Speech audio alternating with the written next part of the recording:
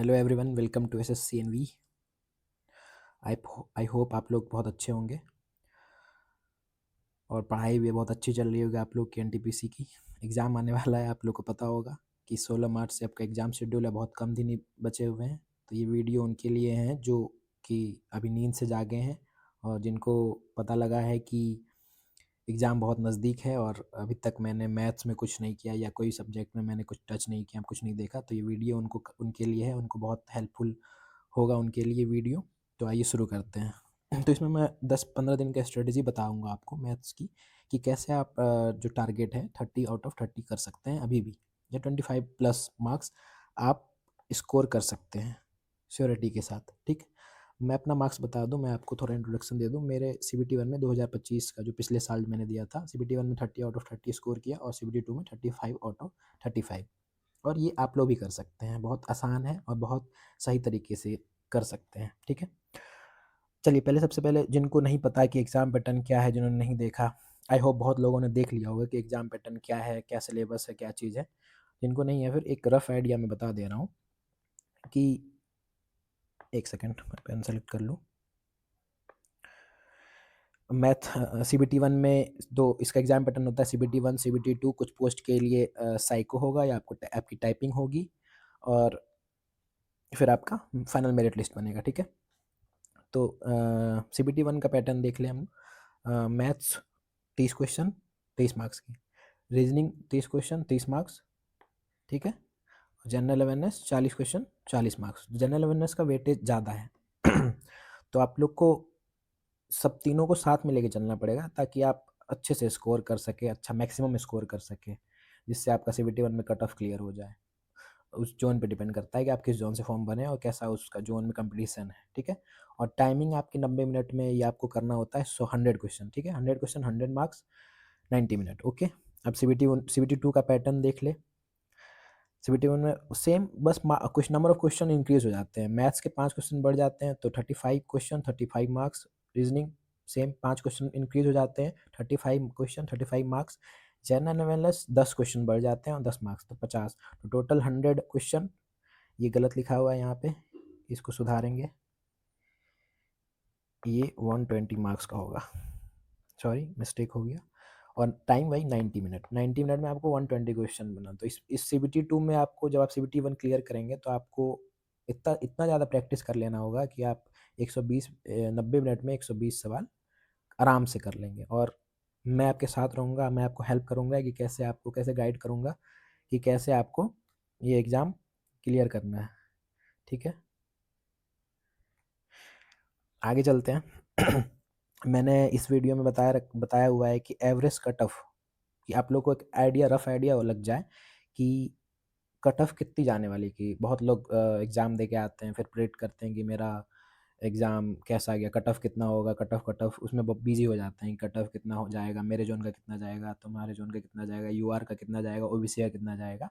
तो आप लोग को ये सोचना ही नहीं, आप लोग इतना ज़्यादा मैक्सिमम स्कोर कर दो कि आपको कट ऑफ के बारे में सोचना ही नहीं पड़ जाए और CBT 2 की तैयारी में लग जाना उसके बाद से। तो फिर भी मैं एक रफ आइडिया बता दे रहा हूँ कि लेवल 6 में अगर आप 70, ये पिछले साल का डाटा का मैंने एनालिसिस करके इसका एवरेज कट ऑफ निकाला है, सभी जोन कंबाइन करके मैंने निकाला है कि CBT 1 में क्या रेंजेस कट ऑफ जाती है। तो लेवल 6, अब देखो इसमें दो पोस्ट होती है, दो लेवल की, एक लेवल 6 एक लेवल 5।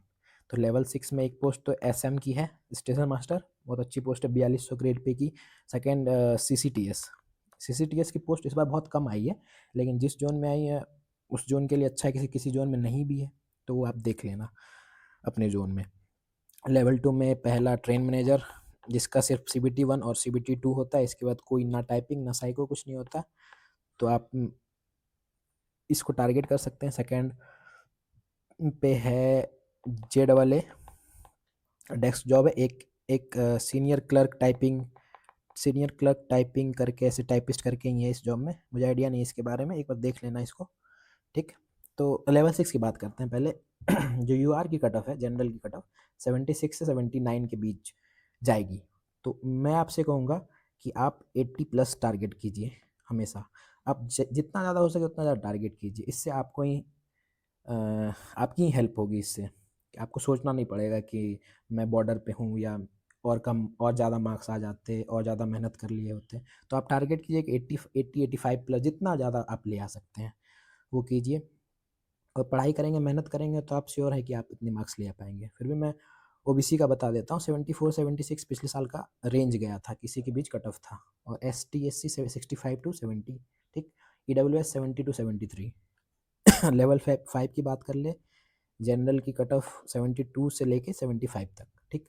ओबीसी की कट ऑफ 70 से 73, SC ST 58 से 64, और EWS की कट ऑफ 66 से 71 के बीच में, ठीक। आप लोग, मैं आपको PDF टेलीग्राम पे दे दूंगा, आप लोग इसको देख लेना, अगर आप लोग को चाहिए तो कमेंट कर देना, मैं आपको ये PDF दे दूंगा, ठीक है।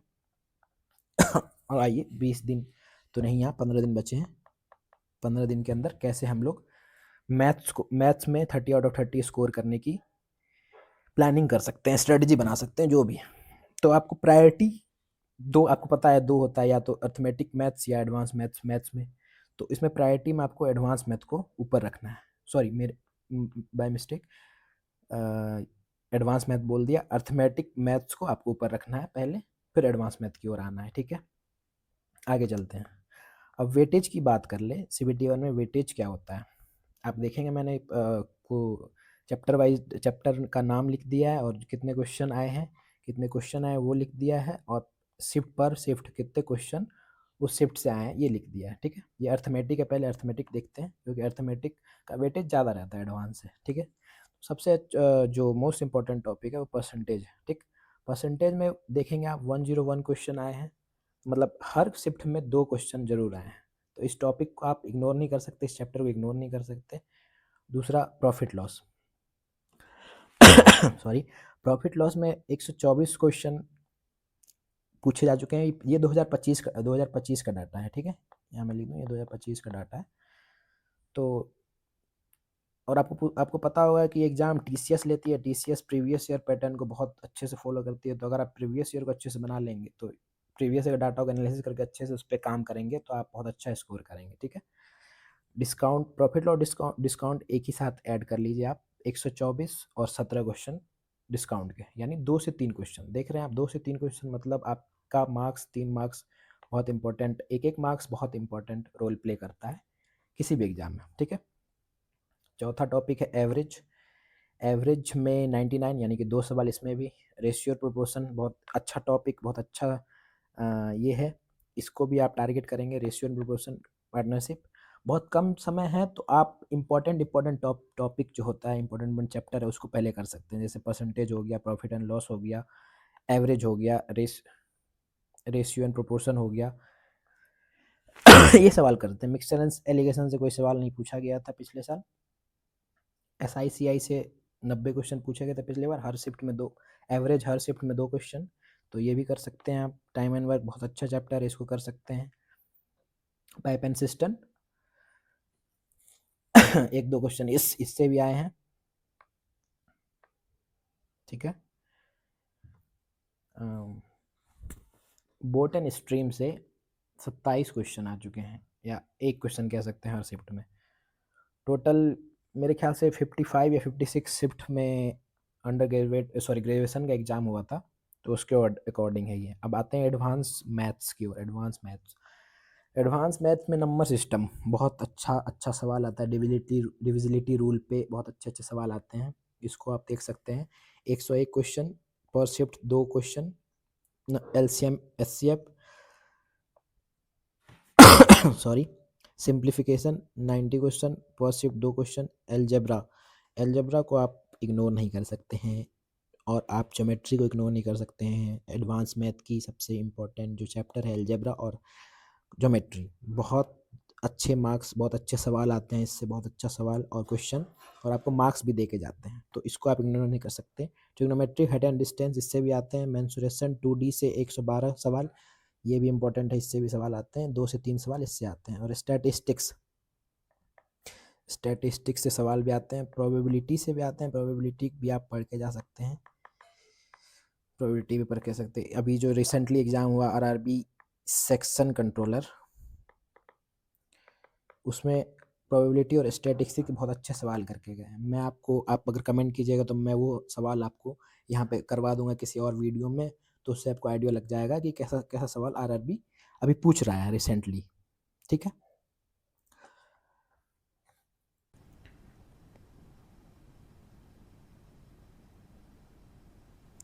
अब आता है कि मैंने कैसे स्कोर किया 30/30 CBT 1 में, और CBT 2 की बात बाद में करेंगे कि CBT 2 में आपको कैसे स्कोर करना है। तो ये मैंने कुछ ये प्रोसेस जो है मैंने फॉलो किया था कि कैसे कैसे जो मेन ज़रूरी चीज़ है वो आपको मैथ्स में full out of full marks आपको दिलाएगी। तो सबसे पहले है कैलकुलेशन। कैलकुलेशन बहुत इम्पोर्टेंट रोल प्ले करता है कि आपको कैलकुलेशन आपकी कैसी स्पीड है। आपको सवाल अगर 90 मिनट का है तो उसमें से आपको मैथ्स को 25 मिनट में कर लेना है, क्योंकि आपके पास समय बहुत कम है। आपको अदर सेक्शन भी करना है, रीजनिंग भी करना है, और फिर जीके जीएस के लिए भी टाइम बचाना है आपको। तो उस हिसाब से आपको मैथ्स में क्वेश्चन बनाने का स्पीड रखना होगा आपको मेंटेन।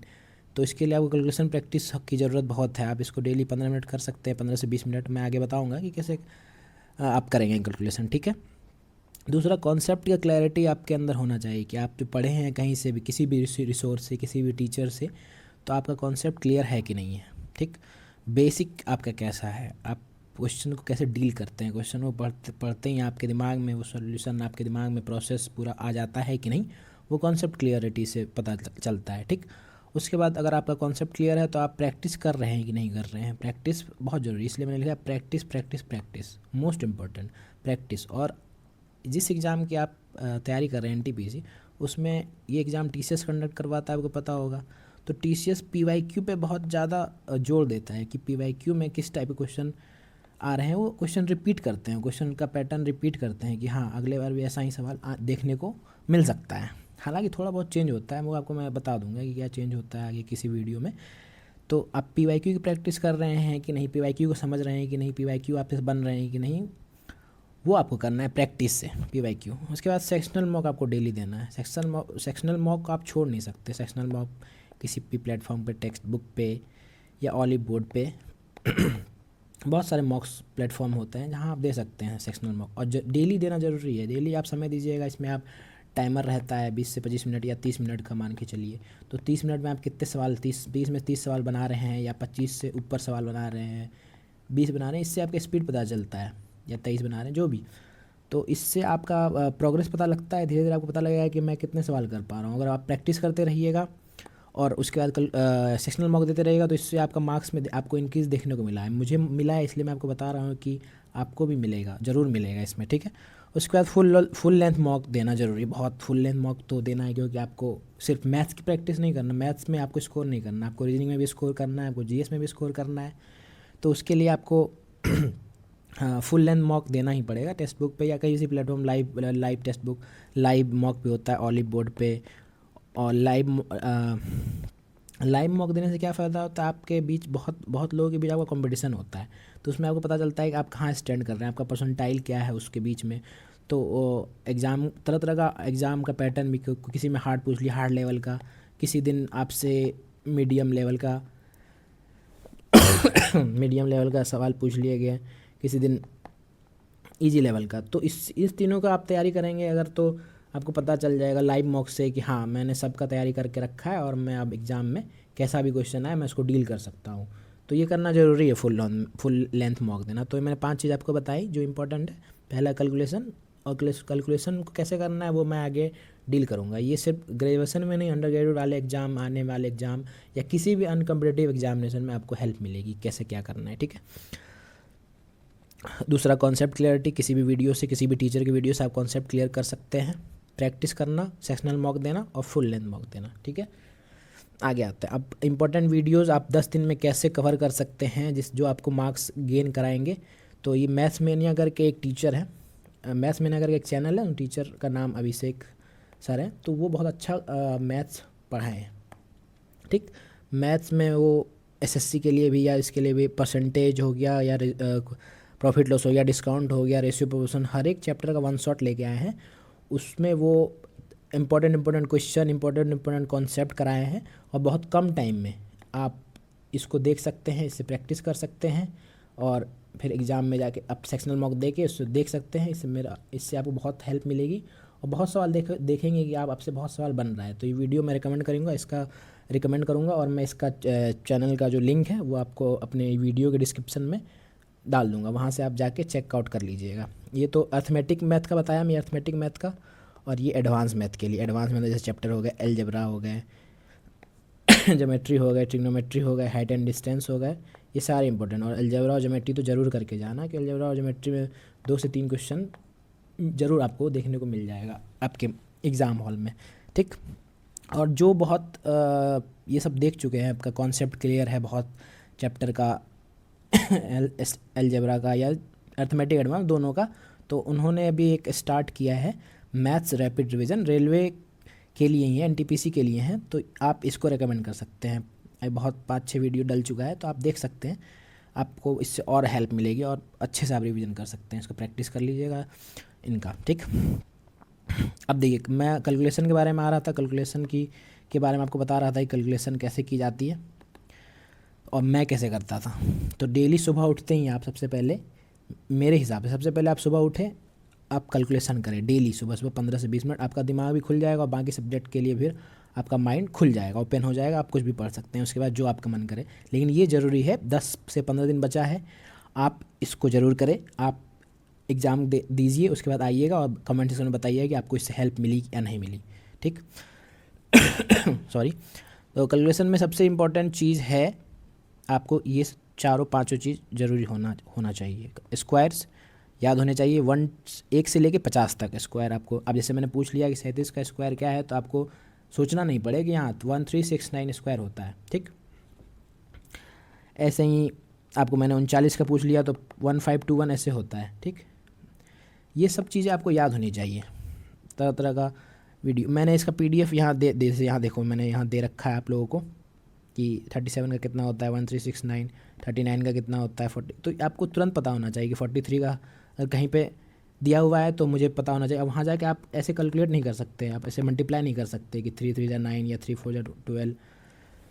ऐसे नहीं करते, बहुत टाइम जाएगा। इसको टाइम सेव करने के लिए आपको याद करना है। आप अपने डेस्क पे या कहीं पे अपने स्टडी टेबल के पास इसको चिपका लीजिए और उसमें से आप इसको डेली एक सरसरी निगाहों से किसी कॉपी पेज पे लिखना स्टार्ट कर दीजिए। जो याद नहीं है, धीरे धीरे आपको 2-3 दिन में आप गो थ्रू हो जाइएगा और आपको याद हो जाएगा ये, ठीक।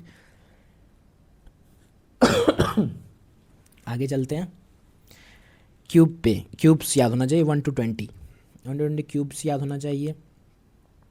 जैसे आप 12 का क्यूब आपसे पूछ लिया जाए तो आपको कैलकुलेट नहीं करना पड़े, इसलिए याद होना चाहिए कि 1728 इसका क्यूब होता है, ठीक है। 13 का 2197, ठीक। 14 का 2744, मे भी यही होगा ना, सही देख लेने एक बार, ठीक। मैंने इसका ये दिया हुआ है यहाँ पे स्क्रीनशॉट देखो। 12 का 1728, 13 का 2197, 14 का 2744। ऐसे ही आपको 20 तक कम से कम तो करना है। यहाँ मैंने 30 तक दे रखा है, आपको 20 तक तो याद करना ही करना है। आपको बहुत हेल्प मिलेगी इससे। आप देखिएगा, आप एग्ज़ाम देने के बाद आइएगा, 10 दिन इसको कर लीजिए, 15 से 20 मिनट अपने टेबल तो याद होना चाहिए। 1 से 20 से आपको कहीं से कैलकुलेशन पूछ जाएगा, 19 या कितना होता है, तो आपको याद होना चाहिए। बेसिक है ये सब चीज़, आपको पहले से याद होना चाहिए। इंपॉर्टेंट ट्रिपलेट का मैंने PDF दे रखा है, और फ्रैक्शन टू परसेंटेज और एंड रेशियो से ही पूरा अर्थमेटिक डिपेंड करता है कि आपका परसेंटेज और रेशियो चैप्टर कैसा है। तो परसेंटेज फ्रैक्शन टू परसेंटेज और वाइस वर्सा, परसेंटेज फ्रैक्शन आपको याद होना चाहिए। मैं इसका स्क्रीनशॉट लगाया हुआ है, मैंने दिखा देता हूँ। ये देखिए टेबल 40 तक का है, आपको 20 तक याद होना चाहिए। आप इससे ज़्यादा कर लेना अच्छी बात है आपके लिए, आपको एग्जाम में हेल्प मिलेगी। कैलकुलेशन में सिंप्लीफिकेशन आता है, बहुत सारे कैलकुलेशन आते हैं, बहुत जगह पूछा जाता है। ट्रिपलेट बहुत पूछा जाता है, पाइथागोरस में ट्रिग्नोमेट्री में बनाएंगे कि हाँ ट्रायंगल दे दिया जाएगा आपको, ठीक है। पूछेगा कि बेस 12 है, ये 5 है, तो ये क्या होगा, तो आप इजीली बता सकते हैं। वहाँ कैलकुलेट नहीं करेंगे कि हाँ अंडर स्क्वायर ये वो 12 का स्क्वायर प्लस 5 का स्क्वायर, तब जाके निकालेंगे कि अंडर रूट 169 होता है तो 13, ऐसे ऐसे आपको नहीं करना है, ठीक। ये देखिए परसेंटेज फ्रैक्शन टेबल, तो आपको परसेंटेज टू फ्रैक्शन भी याद होना चाहिए और फ्रैक्शन टू परसेंटेज। जैसे आपसे 1/9 के कोई पूछ लिया जाए तो 1/9 क्या होता है, तो आप बोलेंगे 9 ये होता है, ठीक। अब लेकिन इसको ऐसे भी लिख सकते हैं 11.11, आप इसको लिखिएगा तो ऐसे भी लिख सकते हैं, एग्जाम में आपसे ऐसे भी पूछ लिया जाएगा। ठीक है, कि 1/9 का फ्रैक्शन अगर ये एग्जाम में किसी फ्रैक्शन में ये परसेंटेज में ये दे दिया होगा, आप बताएंगे कि ये क्या है, तो 1/9 होता है ये। ठीक है, ठीक। अब जैसे 1/11 पूछ लिया जाए तो 9.09 होता है, या 9 1/11 होता है, ये होता है परसेंटेज। 1/12 पूछ जाए तो 8.33 होता है, या परसेंटेज में, या 8.81:3% होता है। ठीक, तो ये आपको जरूरी यही इसको ये पूरा आपको याद करना है। याद क्या, लिख के आप करेंगे तो आप प्रैक्टिस से आपको चीज़ें समझ में आएंगी। जैसे ये इंपॉर्टेंट है, 5/8, 3/8, 37.5 होता है, 5/8, 4/7 इंपॉर्टेंट मैंने आपको स्क्रीनशॉट दे रखा है। ठीक है, ये रहा इस वीडियो का मेन पार्ट की कैलकुलेशन बहुत इम्पोर्टेंट है। तो आगे इस वीडियो में मैं आपको जाते जाते एक क्वेश्चन दे रहा हूँ। ये ज्योमेट्री का क्वेश्चन एनटीपीसी प्रीवियस ईयर में आया हुआ है, बिना देखे बिना कहीं से देखे हुए इस क्वेश्चन को ट्राई कीजिएगा। होमवर्क रहा आपके लिए, और कमेंट सेक्शन में इसका आंसर बताइएगा कि इसका आंसर क्या है। आपको एक हिंट दे देता हूँ, इस क्वेश्चन को सॉल्व करने के लिए आपको फिगर जब बनाएंगे तो इस क्वेश्चन में आपको एक लाइन कंस्ट्रक्ट करना है। वो लाइन जब कंस्ट्रक्ट कर लीजिएगा तो आंसर आ जाएगा आपका, होपफुल्ली। ठीक, देख लीजिएगा आपको। अगर आपके पास दूसरा कोई मेथड है तो आप वेलकम है, आप बता सकते हैं, मैं उसको अप्रिशिएट करूँगा। ठीक है, तो मैंने जितना भी चीज़ बताया होप आपको समझ में आ गया हो। अगर कोई प्रॉब्लम, कोई दिक्कत आ रही हो कहीं समझने में, तो आप बता सकते हैं कि ये कहाँ से करना है, या कोई क्वेश्चन आपके मन में है, कोई भी डाउट है तो आप मुझसे ज़रूर पूछिएगा। मैं टेलीग्राम चैनल का लिंक दे दूँगा, उस पर आप मुझसे कनेक्ट कर सकते हैं। सॉरी, और तबीयत ख़राब थी थोड़ी सी। अब वीडियो रेगुलर आएंगे, और मैं आगे क्या कराऊँगा आपको ये मैं बता देता हूँ, यहाँ पे बता रहा हूँ।